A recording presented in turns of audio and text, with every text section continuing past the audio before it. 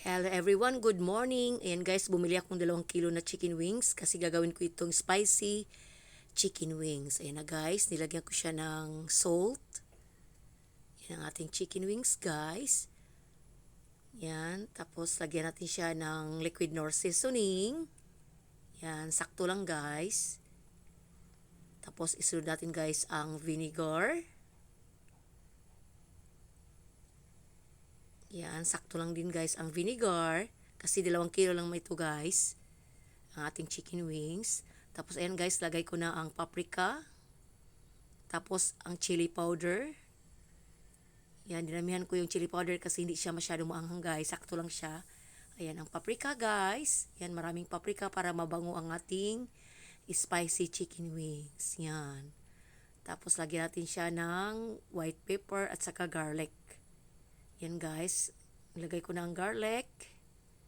Garlic powder yan guys. Tapos, ayan, white pepper powder. Kasi gusto ko guys, merong white pepper powder, meron ding black pepper powder. Yan ang black pepper powder guys. Lagay ko na rin siya. Yan.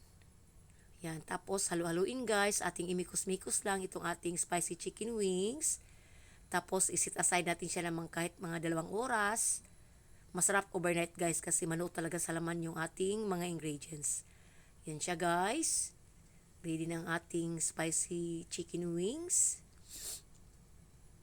Mura ko gisubawan oy kasi naulanan ako gabi guys ba. Kaya ganon ang boses ko guys. Yan na guys ang ating spicy chicken wings. Ayan na siya guys. Yan. Maganda iano mo talaga siya guys, ihalo-halo mo para pantay ang kanyang taste.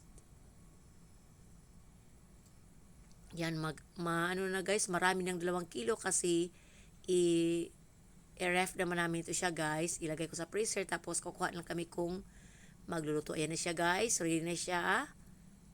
Yan, set-aside ko muna siya ng 2 oras tapos magluto na ako dito guys kasi kakain na yung aking anak. Yan, kasi request niya guys. Gumawa daw ako ng spicy chicken wings.